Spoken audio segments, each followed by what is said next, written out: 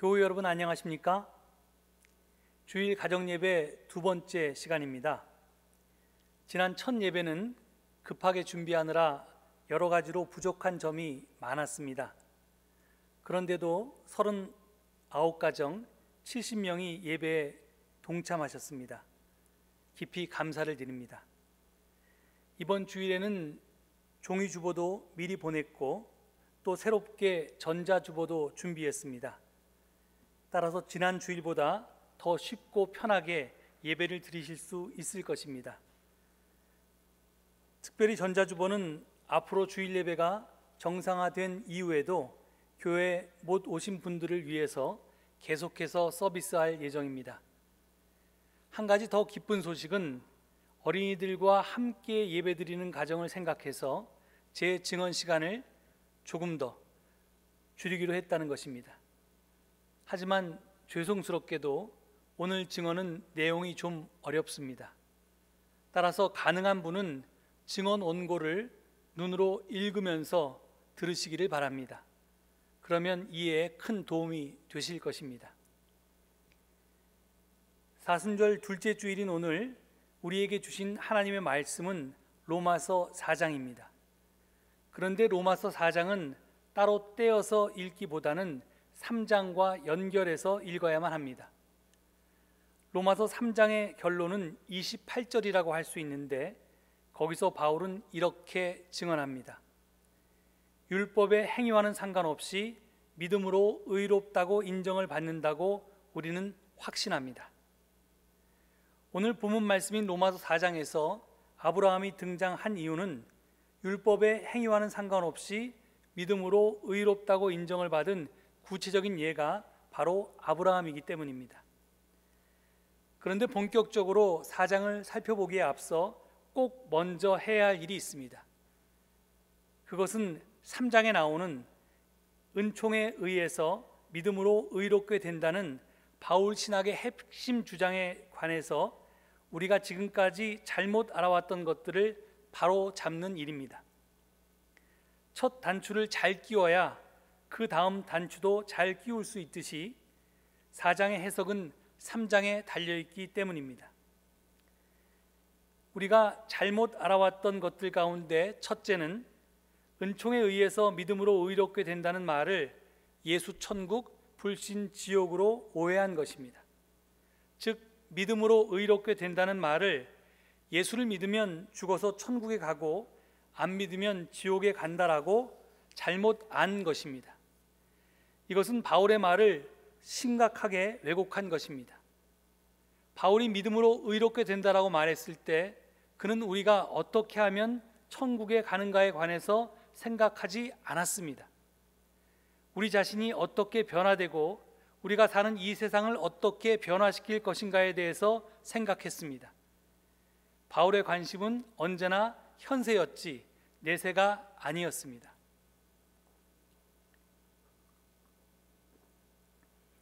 둘째는 구약 성경에서 의와 정의는 동일하는 것입니다.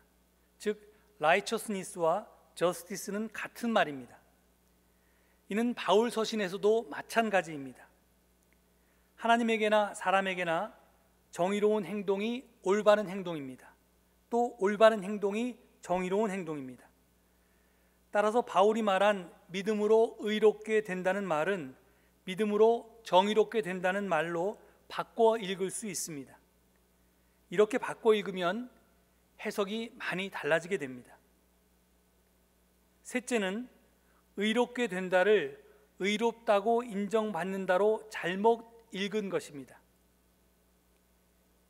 의롭다고 인정받는다는 말은 비록 의롭지 않음에도 불구하고 의롭다고 여겨준다는 말입니다. 이는 죄가 큼에도 불구하고 무죄 선고를 내렸다는 말과 같습니다. 합격하기에는 점수가 턱없이 모자람에도 불구하고 합격시켜 주었다는 말과도 비슷합니다. 어이없게도 기독교는 이것을 은혜라고 가르쳐 왔습니다. 이것이 어떻게 은혜입니까?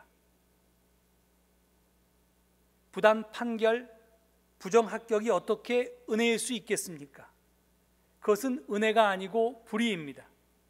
앞에서 성경에서 의와 정의는 동의어라고 했습니다. 그렇다면 의롭다고 인정받는다는 말은 정의롭다고 인정받는다는 말로 바꿔 말할 수 있을 것입니다. 이 말은 정의롭지 못한 것이 정의롭다고 인정받는다는 말과 같은 뜻입니다. 이것이 어떻게 공의로우신 하나님이 하시는 일일 수 있겠습니까? 불의를 정의라고 하는 하나님, 그런 분은 결코 하나님일 수가 없습니다.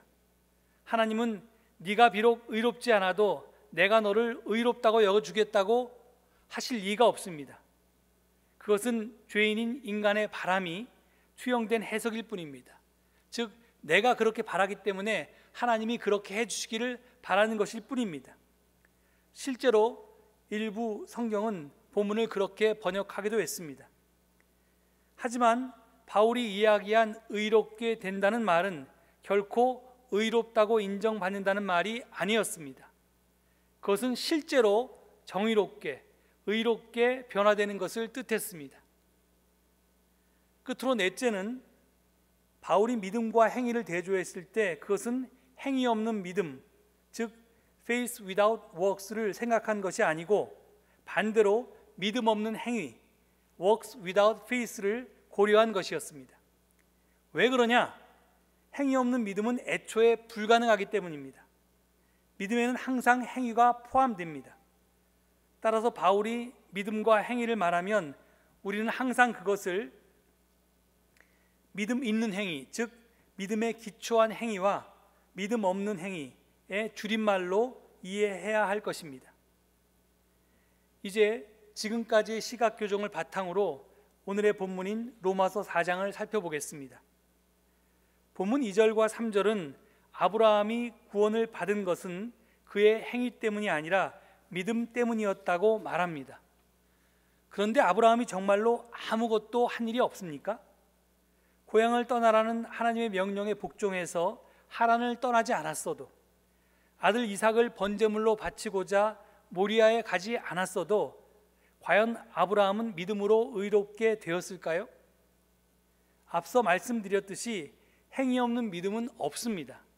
믿음과 행위를 동떨어진 별개로 보아서는 안 됩니다. 아브라함의 믿음은 그의 행위에서 완성되는 것입니다.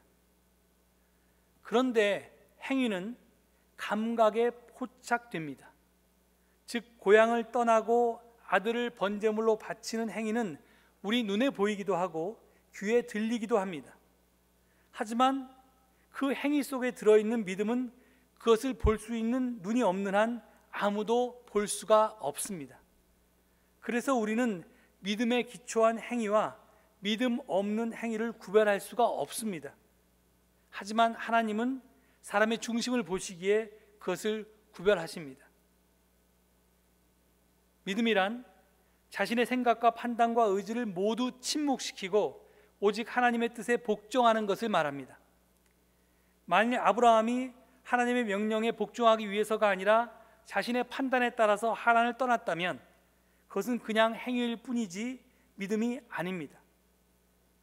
제 뜻을 죽이고 하나님께 복종했기 때문에 행위가 아니라 믿음이 되는 것입니다. 바꿔 말하면 똑같은 일을 해도 내가 주인이 돼서 내가 하면 그것은 행위이고 하나님이 주인이 되시고 내가 종이 되어서 하게 되면 그것은 믿음이 되는 것입니다. 아브라함도 하갈의 몸에서 이스마엘을 낳았을 때는 믿음의 사람이 아니었습니다.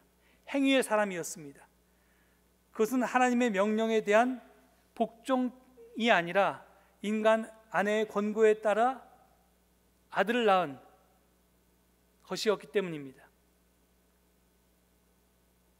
이어지는 4절과 5절에서는 행위의 사람과 믿음의 사람을 일하는 사람과 일한 것이 없는 사람으로 바꾸어 표현합니다. 우리가 읽은 세번역 성경은 일한 것이 없는 사람을 아무 공로 없는 자라고 번역해 놓았습니다. 아브라함은 당연히 일한 것이 없는 자에 속할 것입니다. 그렇다면 이건 또 무슨 말일까요? 앞에서는 아브라함이 일하지 않은 것이 아니라 믿음으로 일했다고 했는데 이제는 일한 것이 없는 자라니 도대체 우리는 어느 장단에 춤을 춰야 하겠습니까? 비유를 하나 들어보겠습니다. 내가 빗자루로 방을 쓸었습니다. 이때 만일 빗자루에 의식이 있어서 내가 방을 쓸었다라고 한다면 그것은 빗자루가 일하는 자가 되는 것입니다. 반대로 방을 쓴 것은 내가 아니다라고 한다면 그 빗자루는 곧 일한 것이 없는 자가 됩니다. 숱한 공을 이루고도 나는 아무 한 일이 없다고, 나에게는 사양할 공로조차 없다고 말하는 사람, 그 사람이 바로 행위가 아니라 믿음으로 사는 사람입니다. 1979년에 노벨 평화상을 받은 테레사 수녀는 자신을 일컬어서 나는 하나님의 손에 잡힌 몽당 연필입니다 라고 고백했습니다. 이것을 보면 그녀가 참으로 행위가 아닌 믿음의 사람이었음을 알 수 있습니다. 어느 빗자루도 방을 쓴 공로가 자기에게 있다고 주장할 수 없습니다.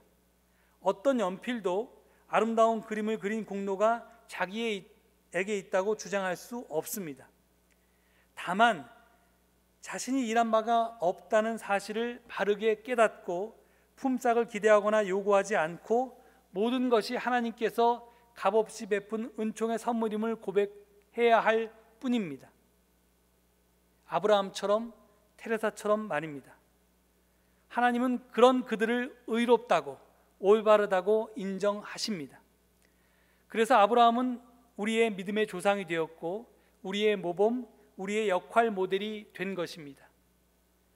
이어지는 본문 13절 이하는 이러한 아브라함의 믿음으로 사는 사람들에게 상속을 보장한다는 약속의 말씀들입니다.